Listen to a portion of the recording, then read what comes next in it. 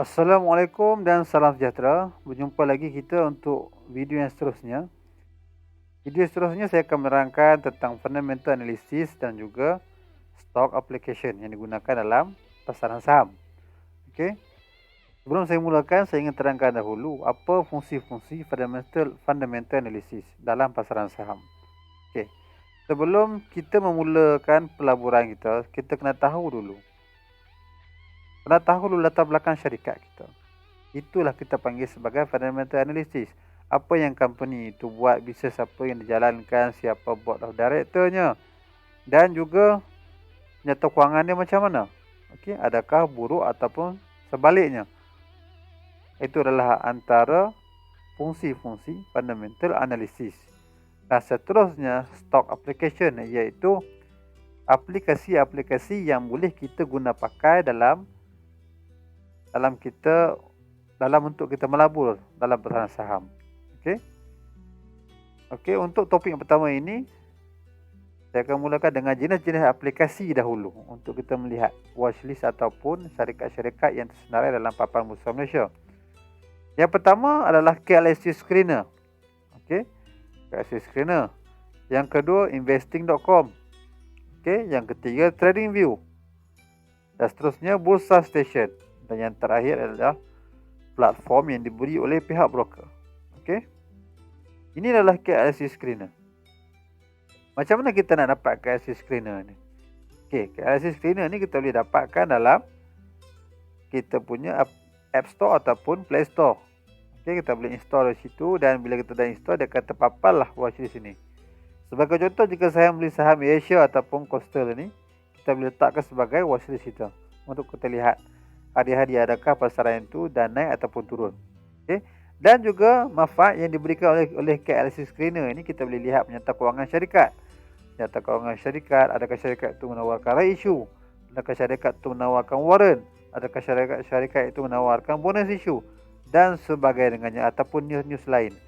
Sama ada dia dapat projek sebenarnya dengannya, kita boleh lihat di KLSC Screener. Itulah pentingnya kita kena ada KLSC Screener. Okey. Seterusnya adalah investing.com. Kita boleh tengok logo dia di sini, investing.com. Okey. Investing.com ni dia lebih kepada pasaran saham dunia di luar ataupun di dalam negara. Okey. Macam KLSC Screener tadi, dia khusus kepada dalam negara sahaja. Tetapi untuk investing.com ini, dia merangkumi satu dunia. Okey. Dan bermacam-macam jenis instrumen, antaranya seperti currency, forex pun kita boleh lihat di investing.com. Cryptocurrency juga ada, bonds ada, ETF ada, futures ada, dan macam-macam ada, stock market pun ada. Okey. Dan tak silap saya, ia free saja. Untuk kita tak perlu kita langgar data dan sebagainya dengannya untuk investing.com. Okey, jadi jika tuan-puan berminat boleh install di telefon masing-masing ataupun di PC pun ada. Sebelum itu sebelum kita teruskan ke seterusnya, bab yang seterusnya, untuk makluman semua, KLSC Screener juga kita boleh lihat dalam komputer. Okey. Saya lebih suka kaji saham-saham, melihat fundamental analysis melalui komputer. Kalau saya tengok di KLSC Screener, kalau di telefon ni saya selalu install untuk saya lihat watchlist saham yang saya beli sahaja. Okey. Manakala untuk investing.com ini, dalam PC pun ada juga. Okey, dalam PC pun ada, dalam telefon pun ada. Terpulang kita nak pakai atau tidak. Okey. Seterusnya adalah TradingView. Okey, ini adalah logo TradingView. TradingView ni selalunya pelabur-pelabur ataupun trader-trader yang lama dia menggunakan TradingView ni untuk lihat chart. Okey. Sebab chart dia sangat cantik. Sangat mudah untuk kita tengok saham-saham ataupun candlestick pattern syarikat yang ada di luar sana. Okay, di samping itu pula, di belah kanan ini terdapat watchlist. Kita boleh letak saham-saham yang kita beli di belah kanan, di sebelah kanan ini. Okey. Dan TradingView ni juga dia lebih kurang macam investing.com. Dia bukan dalam Malaysia saja, bukan dalam pasaran saham Malaysia saja. Dia juga ada pasaran saham Nasdaq, Dow Jones dan macam-macam lagi. Seluruh dunia dia ada. Itu kelebihan TradingView. Ianya berbayar, Okey. Seterusnya adalah Bursa Station. Okey. Ini adalah logo Bursa Station. Bursa Station ini lebih kurang macam KLSC screener lah. Okey. Untuk kita buka ni, kita kena buka website dia terlebih dahulu, iaitu bursastation.com. Dan ini juga berbayar. Okey. Ini juga berbayar. Dan Bursa Station ni selalunya pelabur-pelabur atau trader gunakan untuk kita scan market. Scan saham. Maknanya scanner, kita panggil scanner saham. Okay, sebab dia sangat bagus untuk scanner saham. Scanner sama ada company tersebut hari itu ada wujud pattern head and shoulder ataupun cup and handle sebagainya dengannya. Okey, ramai pelabur-pelabur ada yang install Bursa Station untuk lihat pattern pasaran saham. Okey. Dan dia juga terdapat chart dalam ni. Okey, dan ianya berbayar. Ini adalah contoh scanner ataupun watchlist yang ada dalam Bursa Station. Okay. Dan yang terakhir adalah platform by broker ataupun investment bank. Okey, yang ditawarkan oleh broker ataupun investment bank. Okey, untuk kepada pelabur atau trader yang baru, jika kita tiada platform untuk kita berdagang, seperti kita malas untuk melanggan trading view yang bulanannya, malas untuk melanggan Bursa Station dan sebagainya dengannya, kita akan dapat free juga sejak CMB punya platform untuk kita lihat chart ataupun fundamental. Okey. Dalam ni juga terdapat dalam sejak CMB ataupun M+ ataupun Maybank ataupun RHB terdapat diberikan, broker akan berikan manfaat seperti untuk kita kaji fundamental, latar belakang syarikat, penyata kewangan dan sebagainya dengannya. So tak perlu risau. Okey. Jika kita nak melanggan trading view, itu adalah hak kita ataupun terpulang kepada kita lah. Okey. Sebab kebanyakannya broker pakai chart trading view juga, sama je. Okey, tak ada beza pun. Itu antara manfaat yang diberikan oleh broker ataupun investment bank. Jika kita buka akaun dengan investment bank ada dalam Malaysia seperti CGS CMB maupun M+, kita akan dapat automatik benda-benda macam ni. Okey. Okey, yang seterusnya adalah ciri-ciri yang perlu dikaji dalam fundamental analysis. Okey. Sebelum kita membeli satu saham, kita kena tahu dulu. Okey.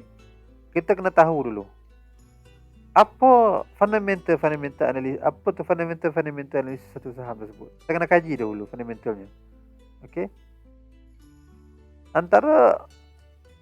Antara ciri-ciri yang perlu ada adalah seperti yang pertama adalah menyata kewangan syarikat bulanan dan tahunan. Okey, kedua, siapakah board of director syarikat? Ketiga, siapakah pelabur terbesar syarikat? Dan seterusnya adalah bilangan hutang dan aset syarikat.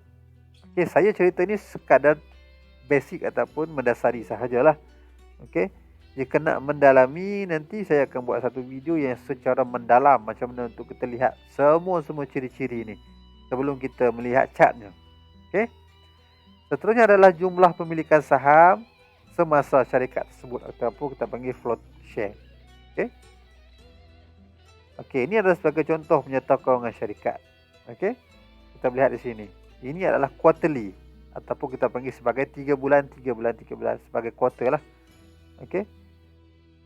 Ini kita boleh lihat saham di sini. Satu saham dia akan ada, setiap saham dia akan ada quarterly, dia akan ada yearly punya statement.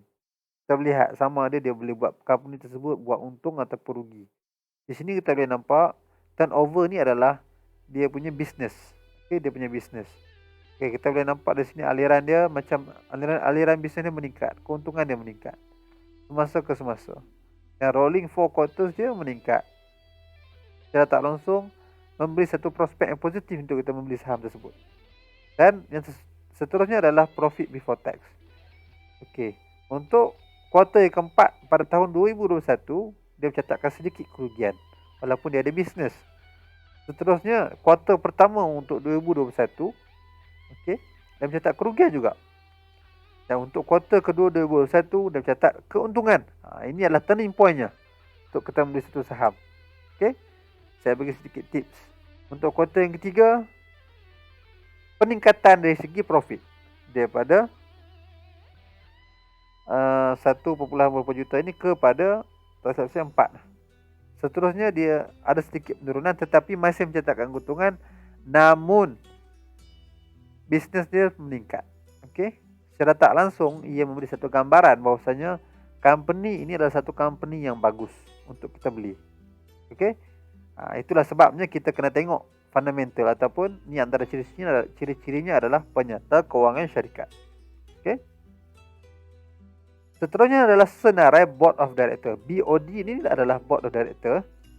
Okey, dari sini kita boleh lihat position, abbreviation. C adalah Chairman, D adalah Deputy ataupun Director, D adalah Director, E adalah Executive ataupun Exec, I adalah Independent, M adalah Managing ataupun Manager, N adalah Non, P President, S Senior, V Vice. Sebagai contoh saham ini, kita boleh lihat siapa Director dia. Okey, adalah Tan Sri Muhammad bin Nik Yaakob. Dia adalah Director. Okey, adalah Chairman company tersebut. Okey. Seterusnya adalah Deputy Chairman, iaitu Dr. Poh Sun Sim.